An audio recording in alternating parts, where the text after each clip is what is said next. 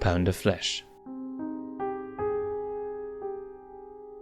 A Lion King fanfic by Shembre.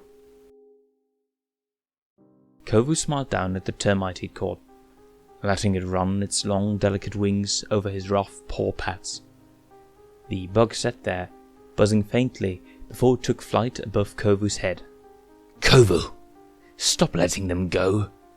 The young brown-furred cub gasped as his mother snatched the bug out of the air, slapped it on the ground, squashing and smearing it across the dry earth. Scowling, Zira leapt towards Kovu. "What is the matter with you?" Kovu arched his eyebrows. Mother, why'd you hurt him? 'Cause he wasn't hurting me." "What?" Zira snorted and rolled her eyes. She shook her head. "My son, do you want to live here forever? Or do you want to live in the Pride Lands?" "The Pride Lands?" Kovu replied unsurely. "But what does that have to do with termites?" Zira sat down and pulled Kovu close, his cheek pressing onto her light-furred, bony-ribbed side. "Remember when Mommy said Scar chose you to follow in his paw prints? When you were born, he came to me in a dream and spoke of the greatness inside of you." With a claw, she tipped Kovu's chin up and smiled at him. Yes, you are Scar's heir. He sent you to me. And when I look into your beautiful green eyes, I can see a destiny filled with great things." Kovu broke his mother's intense red-eyed stare for a moment before looking up again. "Great things?" "Yes, my son, you will be our hero, and that's why we must fulfill Scar's wish and train you to become the next king, to take back your throne from Simba. Don't feel anything for these dirty little termites. They're nothing. What matters is that you avenge Scar's murder." She let him go and stalked away. Her sweet smile morphed into a toothy grimace, and her lilting voice became a snarl. "When you take back the Pride Lands, we will no longer be forced to live in these dry, barren, disgusting, pathetic, termite-infested outlands." Zira backhanded one of the many termite mounds that littered the territory of cracked earth and shriveled, brittle plant life. Dirt tumbled to the ground. Wingless termites scrambled to climb off their backs. Kovu looked down at his paws. His mother always spoke of the greatness she saw in him, and always told Kovu how Scar wanted him to take his rightful throne. But Kovu wondered if he had the kind of greatness inside of him that his mother wanted him to have. "I think I do. It's good to fight against someone who's hurt you and your family, but I wish Mother would rest some of her dreams and expectations on someone else's shoulder. I wish we could go someplace else and I could do great things there." Mother! Kovu cocked his head to the side as a scruffy dark-furred adolescent lion and a tawny girl cub bounded eagerly towards them. Zira turned and raised an eyebrow. Mother, we snuck like you wanted into the Pride Lands," Nuka reported breathlessly, skidding to a stop. "And we saw everything, Mother," Vitani added.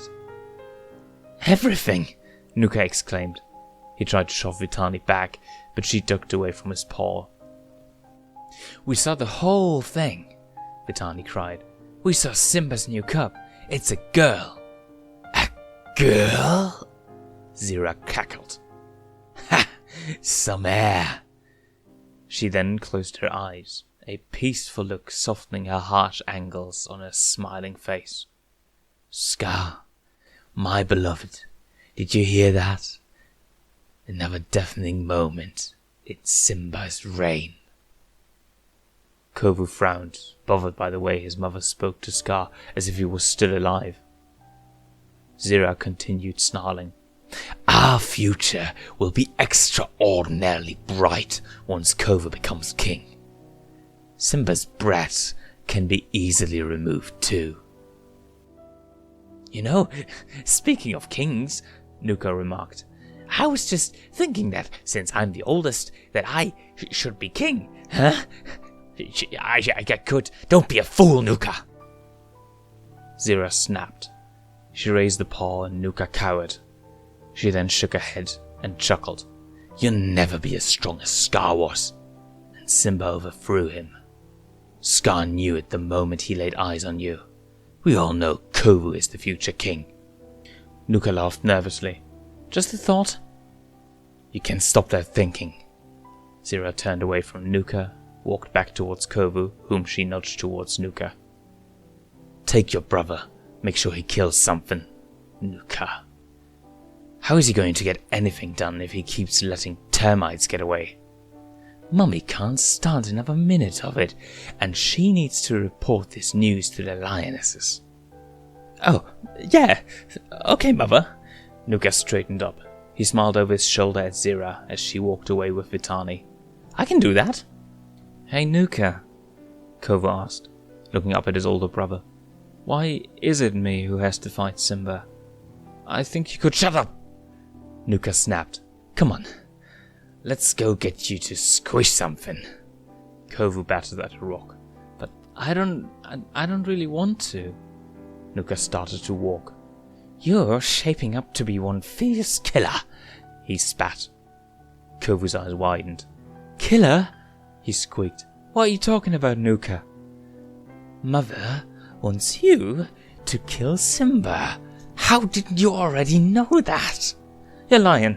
Mother didn't say. I thought. Nuka rolled his eyes. Do you want to live in the Outlands all your life? The fur between his eyes puckered. No. Then you'll just squish something. Just remember, it's Simba's fault we're in the Outlands, Nuka said, repeating their mother's mantra. Then he muttered under his breath, and Mother's dream is why you'll avenge Scar instead of me. I know all of that. That's all she talks about. Ever. I wish she'd stop. She'll stop once you kill Simba. Then she'll just tell you how great you are every day. Kovu trotted behind his brother, eyes on the ground, thoughtfully flicking the dark end of his tail. When referring to the Pride Rock lion, his mother had always said that Kovu was going to fight or get Simba out of the way, never kill like Nuka had said. Kovu had thought his job was to chase Simba and his family away, like Simba had exiled him and his family. But Simba did kill Scar and steal his throne, my throne, and that's bad. Simba deserves to die for treason and murder, right? And if I take back my throne, then my family won't have to live here anymore. They won't have to suffer in the Pride Lands like they do here. That's good too, right? I don't want to live here either, and I don't want to disappoint my family. Kovu lowered his ears. All the justifications were there, shaped and illustrated for him by his mother, for as long as he could remember. But he still didn't feel good about it. There was something he couldn't put his paw on. Something was off. He realized then that something had always been off, but even more so now that he knew he would be killing Simba and not just fighting him. Being the hero for his family meant he would have to take a life. Was I really just born for killing? To right the wrong that happened to Scar? Is that it? Isn't there anything more than that?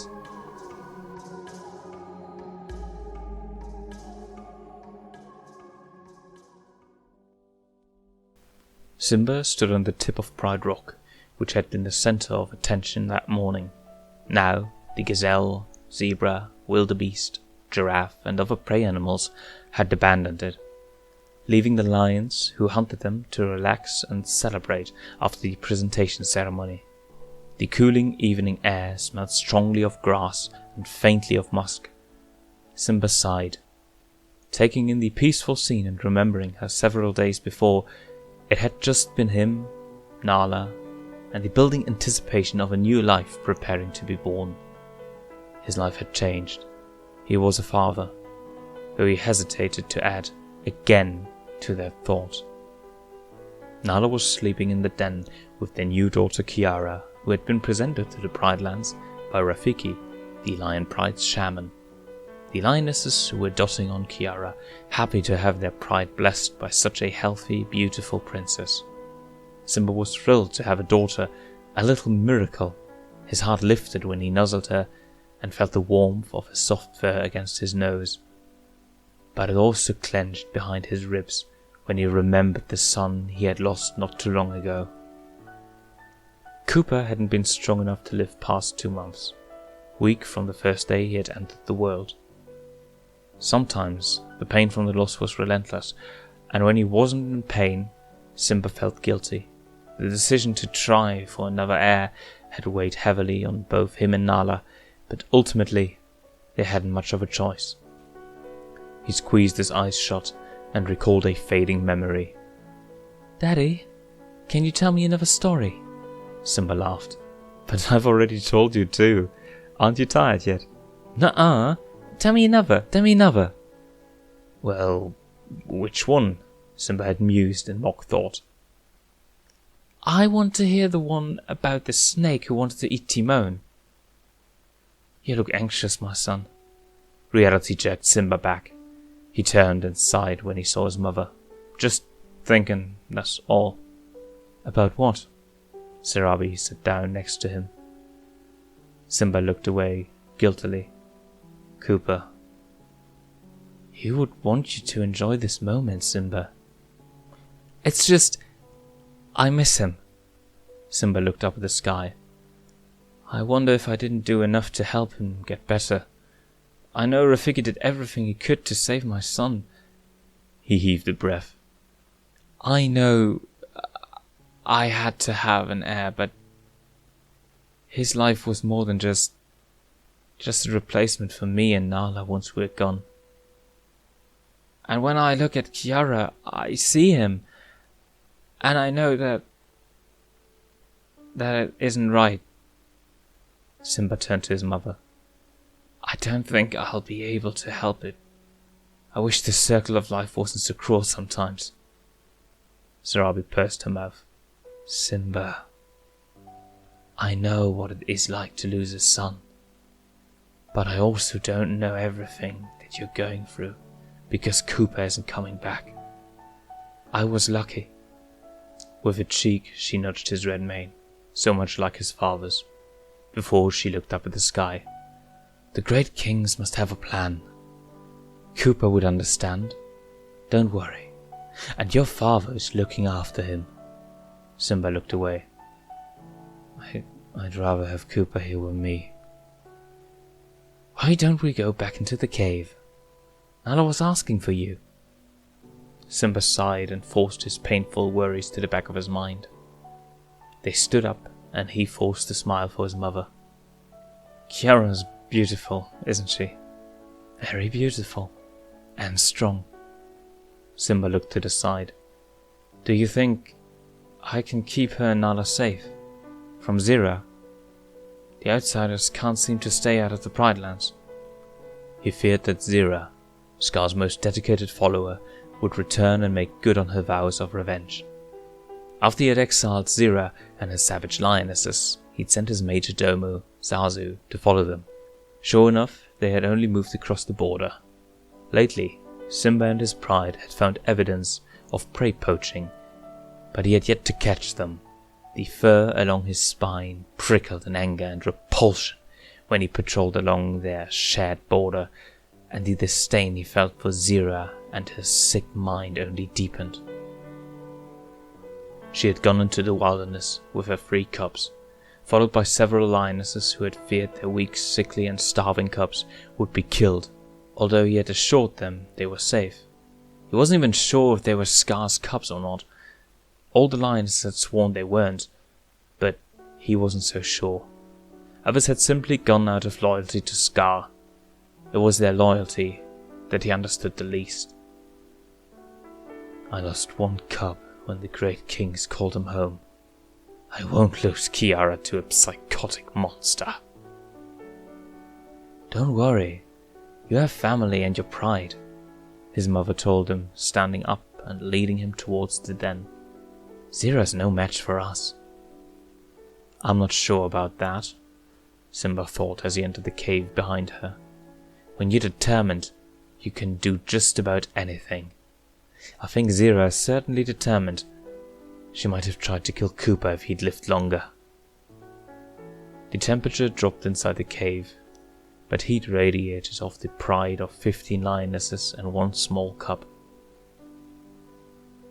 Sarabi went to his sleeping spot, while Simba walked over to his mate, who was resting in the center of the den.